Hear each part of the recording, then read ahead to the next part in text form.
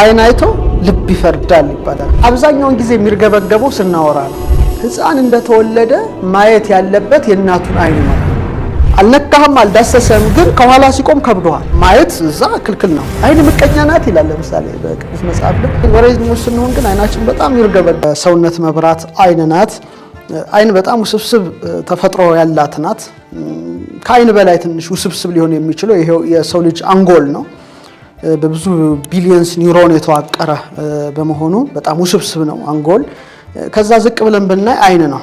እንግዲህ አይን በጣም አስገራሚ ነው። ከተፈጥሮ መካከል እኔ በጣም ከምገረምበት ነገር የአይንን ተፈጥሮ ነው። እኛ ጽንስ በተፈጠረ ከሁለት ሳምንት በኋላ አይኖቹ ማደግ ይጀምራሉ ነው። እንግዲህ ከማህፀን ጀምሮ ያለ ታሪክ ነው የሚጀምረው። በዚህ አጋጣሚ አንድ ፎቶ ተመልክቼ ነበርና ሳሙኤል ይባላል። እናቱ 3 ወር ከ3 ወር 4 ወር አካባቢ ማህፀኗ ይጎዳል። ከዛ ጀርመን ነው መሳሪያ ያስገባሉ ለማከም እና መሳሪያውን አይቶት በእጁ ያዘው። ፎቶ አነሱት። ከተወለደም በኋላ ተነስቷል ማለት ነው። እና በጣም የሚገርምና ከማህፀን ከሁለት ሳምንት በኋላ አይኖች ማደግ ይጀምራሉ ይላል ሳይንሱ።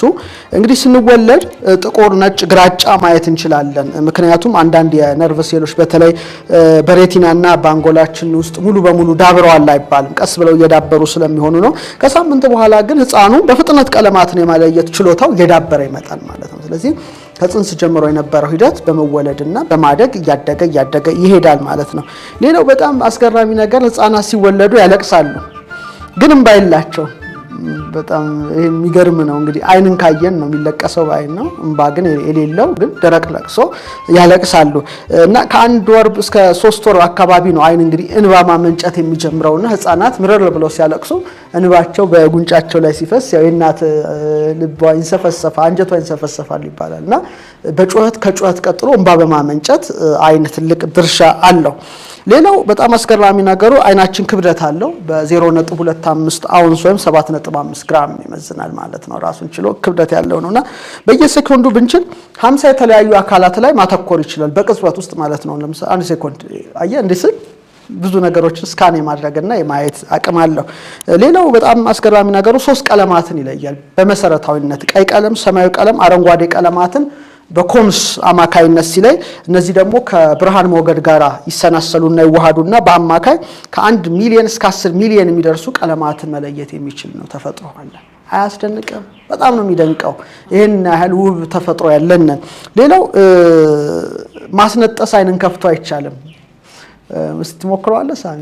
ማስነጠስ አይመጣማ ነገር አፍንጫቸው አድርገን እንጂ አይን ከፍቶ ማስነጠስ ሲያስነጥስ አይኑን ሰው ይጨፍናልና አይንን ከፍቶ ማስነጠስ አይቻልም። የራሱ ከአይን ጋር የተያዘ አስገራሚ ነገር ነው። እንግዲህ በጣም የሚገርመው በአመት ከ5.2 እስከ 7.1 ሚሊዮን ጊዜ አይን ይርገበገባል።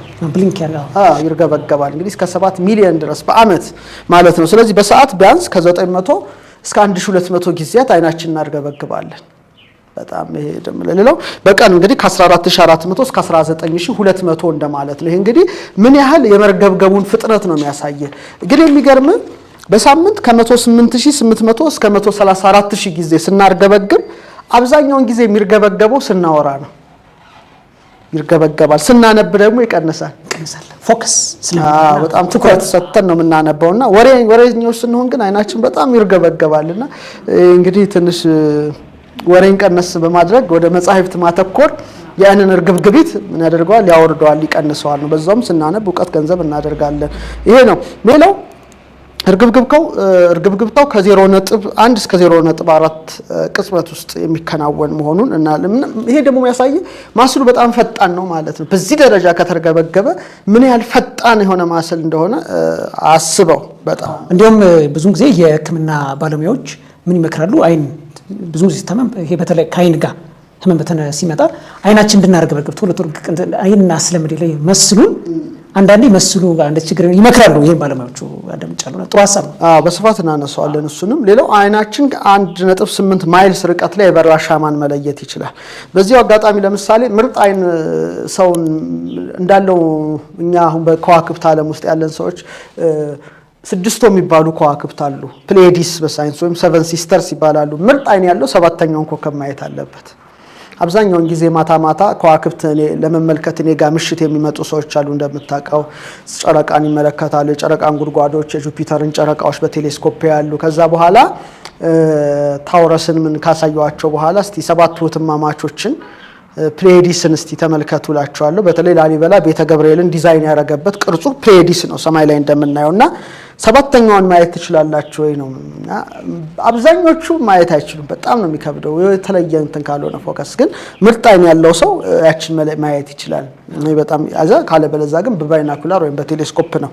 ሌላው ቀለማትን ዝርዝራቸውን ለማየት የሚረዱ ወደ 7 ሚሊዮን ኮንስ አይናችን አለው።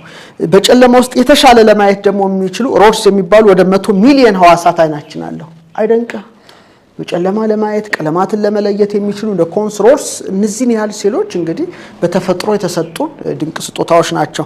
ሌላው በጣም አስገራሚው አይን ከ1 ሚሊዮን በላይ የእይታ ነርቭ ኦፕቲካል ነርቭስ አለው። ከ106 ሚሊዮን በላይ ፎቶ ሪሴፕተርስ ሴሎች አሉት። አይገርምም? 106 ሚሊዮን ሪሴፕተር ያደርጋል ሴንስ በቃ እነዚህ ሪሴፕተሮች ያሉት ነው። እና ምን ያህል በምን አይነት መዋቅር የተገነባ እንደሆነ እንዴት ፈጣሪ እንደሰራው በጣም በእጅጉ የምትደነቅበት ነው።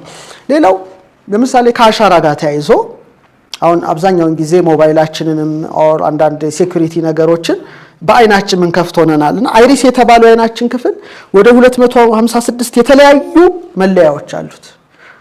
ዲጂታል ሲግኔቸር አሻራ ቢያንስ 40 ነው መለያው። ይሄ ግን ወደ 256 እና አሁን ሪሰንትሊ እየመጡ ያሉ ቴክኖሎጂዎች ካያቸው በአይን ዶክተር ሄኖክ ጋር ስታነኩስ ሰምቻለሁና እናቶቻችን አልሰለጠኑም ይባላሉ እንጂ እነሱ ስልጡን ነበሩ። ዲጂታል ሲግኔቸር ሰው እንዲህ በጣት የሚያትም ያልተማረ ይመስላል፣ ግን ቢያንስ 40 መለያ ሴኩሪቲ መለያ ያለው ይሄ ነው። ያንተ አሻራ ከኔ ጋር አይገናኝ። የትም ኤርፖርት ሂድ፣ የትም ቦታ ሂድ አሻራ ትሰጣለህ ህግ ቦታ። ያ የትም ቦታ ይነበባል ይታወቃል። ያንተ 40 መለያዎችን ነጥቶ ያወጣል። የአይን ግን 256 መለያዎች አሉት ማለት ነው። ለአይን አምላክ አለው ይባላል። የሚገርም በ48 ሰዓታት ውስጥ ያገግማል። ይሄ የሚደንቅ ነው።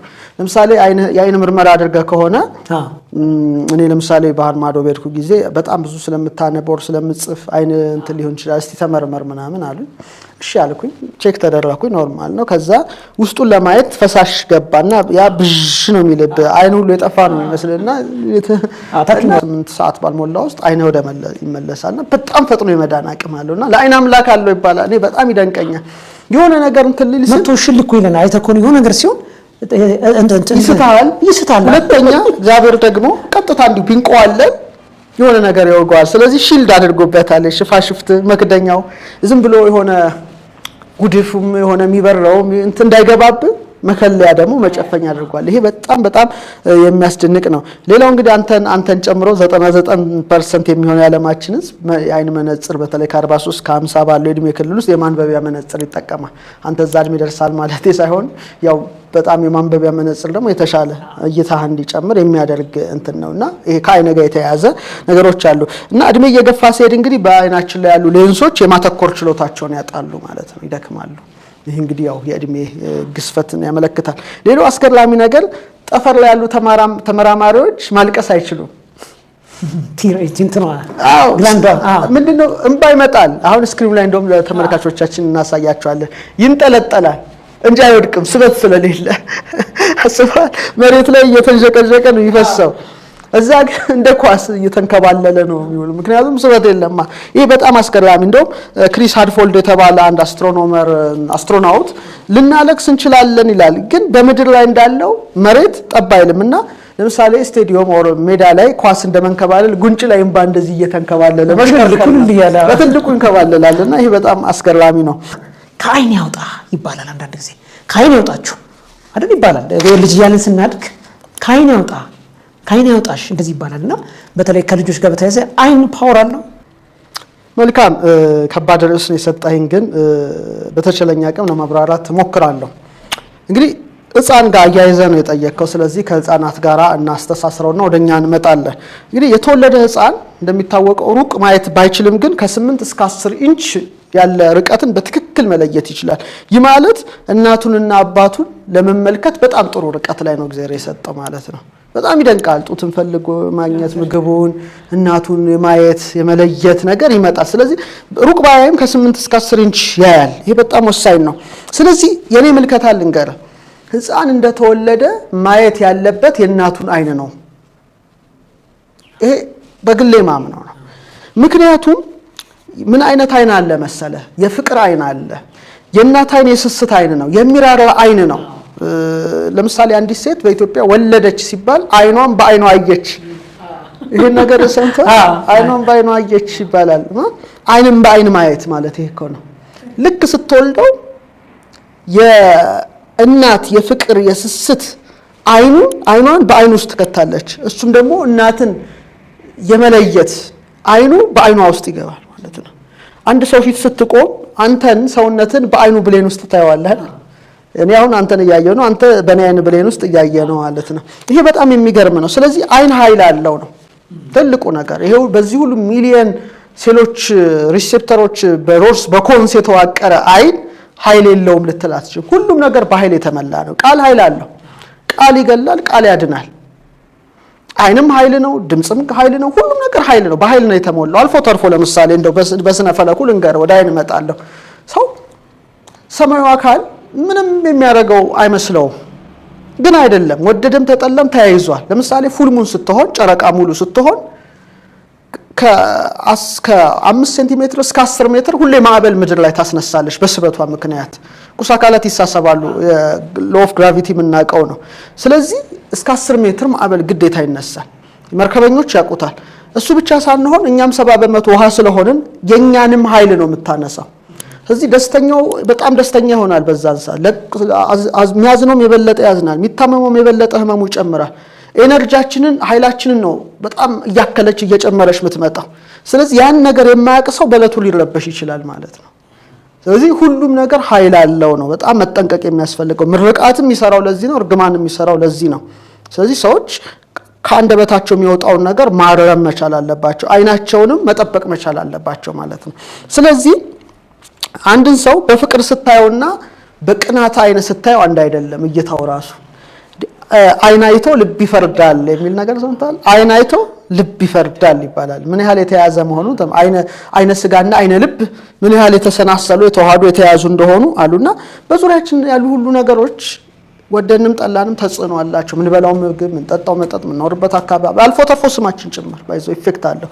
ስለዚህ መጠንቀቅ ያስፈልጋል። ለምሳሌ አንድ ሰው ዝም ብሎ አፍጥጦ ቢያይህ ምን ይሰማል? ሲሳሚ ለምሳሌ ፈረንጆች ነውር ነው ማየት፣ እዛ ክልክል ነው። ሰውን አታይም። ለምን ታየኛለህ ይላል።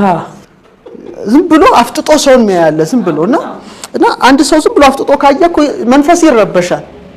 እንደውም ምን ይባላል? የሌባ አይነ ደረቅ ይባላል። መልሶ ልብ ያድርቅ። በቃ አይኑ ደረቅ የሆነ አይነት ነው እና ይሄ ነው። በአንጻሩ ደግሞ አይናፋርም ይባላል። አይነ ደረቅ አይናፋር ተመልከቱ፣ አገላለጹ ራሱ አይናፋር ነው ገሌ ሰቢራ አይን አለው ማለት ነው። እንዲህ ብሎ እንትን አይልህም።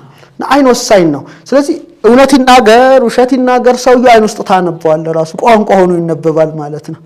በጣምና የሰረቀ ሰው ፍጥጥ ብሎ በቃ ክችች ካላለ የሌባ አይነ ደረቅ አይናፋር የሚባል ነገር አለና ምንድነው? ለምሳሌ ቀለል ያለ ምሳሌ ለማምጣት አንድ ሰው ከኋላ ይቆማል። አልነካህም፣ ምንም አላለህም፣ ግን ከበደኝ ትላለህ። ምንድነው የከበደኝ? ከኋላ አላህ የሆነ ጥላው ምንድነው አይኑን የጣለብኝ ስትል ሰው ቆሟል ማለት ነው። ጸዳል እንትን ይላል። አዎ ያየህ ምን ያህል አልተገናኘህም፣ አካል ለአካል እኮ አልነካህም፣ አልዳሰሰህም፣ ግን ከኋላ ሲቆም ከብዶሃል። ሴንስ አድርጎታል ሰውነትህ ነው። ግብረ መልስ ሰጥቷል ማለት ነው። ስለዚህ አይንም በተመሳሳይ መልኩ በክፋት አተኩሮ በሰው ላይ የሚያይ ክፉ አይን አለ። ኢቪል አይሉታል ፈረንጆች። እንደው የማይራራ በንዴት የተመላ በቅናት የተመላ በመቀኝነት የተመላ አይን ክፉ ነው። በራሱ የሚያወጣው ኃይል የከፋ ኃይል ነው። ለምሳሌ መልካም ቃል በጎ ቃል ካንደበት ምርቃት ስታወጣ በረከት እንደሆነ፣ እርግማን ስታወጣ መርገም እንደሆነ በፍቅር በስስት የሚያይ አይንና በቅናት በመቀኝነት የሚያይን አንድ አይደሉም ያላቸዋል። ስለዚህ ነው ወንጌል ለምሳሌ አይኑ ደም ለበሰ ይባላል። አይን ምቀኛ ናት ይላል። ለምሳሌ በቅዱስ መጽሐፍ ላይ አይን ምቀኛ ናት፣ አይን ከርማማሚ አይን ምቀኛ ናት ይላል። ስለዚህ የሚመቀኝ አይን አለ ነው። አሁን እዚህ ላይ የምታየው አይኑ ደም ለብሷል ማለት ምን ማለት? እንኳን ደስ አለ ብሎ በፍቅር ሳይሆን ብሎ የሚንገበገባ ባይዘ ሆርሞናል ቼንጅም ፋሻል ኤክስፕሬሽን ላይ እኮ ይታያል። አይን ያሳብቃል። በዚህ ሚስቃይንም አለ አይደል የሚነበባል። በዓለማችን እንግዲህ 40% የሚሆነው ህዝብ ይህን ይቀበለዋል። ለምሳሌ በክርስትናው፣ በእስልምናው፣ በቡዲስቱ፣ በህንድ፣ በባህል የዛሬ 5000 ዓመት በፊት የነበሩት ሁሉ በዚህ ጉዳይ ላይ የራሳቸው የሆነ ጥናት አላቸው። ለምሳሌ በይሁዲዎቹ ትውፊት ማለት ነው፣ በእነሱ ትራዲሽን እንደ አይነት መጥፎ የምቀኛ አይንን የሚከላከሉበት የራሳቸው ጸሎት አላቸው። የራሳቸው የሚሉት የእግዚአብሔር ስም አለ። ያ ስም ይጠብቀናል ብለው ያምናሉ።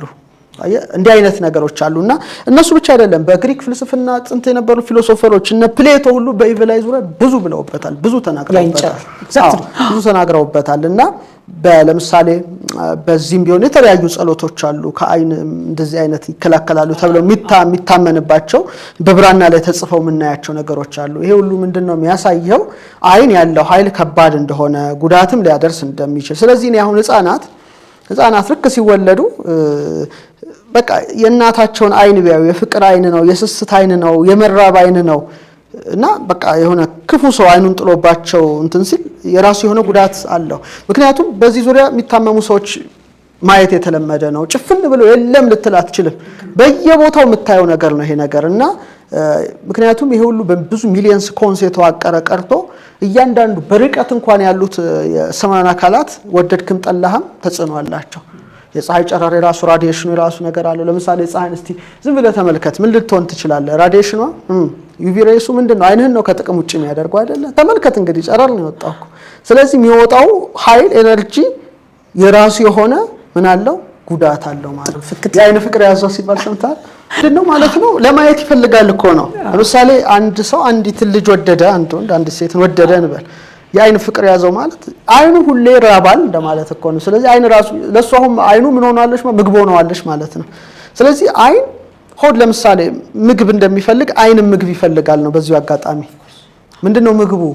የኔ አሁን ለምሳሌ ያለሁበትን ክፍል ታውቃለህ፣ ሳሎን ምንም ብትሆን በብዙ አርት ነው። አርት ወዳለው ብዙ ስዕሎች አሉ፣ ምን አሉ አይተዋል መቼም ፊደላቱ የተለያዩ ስዕሎች አሉና አይኔ ራባል። ለምሳሌ እኔ አይን ረሃብተኛ ነኝና አንድ ነገር ማየት በጣም ያሰለቸኛል። በቃ አንድ ነገር ማለት ልሙጥ ግድግዳ ማየት በጣም ነው የምጠላው። ወይም አንድ ቦታ ቆሞ ወይም አንድ ቦታ ቁጭ ብሎ ያንን ብቻ ነገር ማየት ይሰለቻል። ስለዚህ አይኔ ምን ይሆናል ማለት ነው? ረሃብተኛ ነው። ስለዚህ የአይኔን ረሃብ ማስታገስ አለብኝ። ለምሳሌ አንተ ርቦ ረሃብን ካላስታገስ በጣም ነው ሰውነት የሚደክመው። የኔ ትልቁ ረሃብ ደግሞ የአይን ረሃብ ነው። በጣም ይርበዋል አይኔ። ውቅያኖስ ማየት ይፈልጋል፣ ከዋክብትም ማየት ይፈልጋል፣ ጫካ ውስጥ ገብቶ የዱር እንስሳት ማየት ይፈልጋል እና በጣም የምቸገርበት ነገር አንድ ቦታ ለመቆየት የኔ ያኑ ችግር የአይን ረሃብ አለብኝና ያንን ለማስታገስ እንግዲህ አንዳንድ ጊዜ ያለቅዴ የሆነ ቦታ ሄዳለሁ። በቃ ያለቅዴ ማለት ብዙ የጻፍኩም ቢሆንም ሄጄ ያንን ረሃብ ማስታገስ አለብኝ። ቢያንስ የሆነ ኤነርጂ መሰብሰብ አለበት፣ አለ ቦሪንግ ነው የሚሆነው። ስለዚህ አይን ማለት ራሱን የቻለ ምግብ የሚፈልግ ነው። ኦብቪየስ ምክንያቱም ለመሰለ ዶክተር ሮዳስ አሁን በአይናችን ኩሮ አይምሮ ሰሌዳችን ላይ የሚገባው ይሄ ምናቡን የተፈጥሮ ምናብ በአይናችን አስገብተን ነው። ይሄ አእምሮ ራሱ የሚሰንደው እኮ በዛ አይንም ጾመኛ ነው።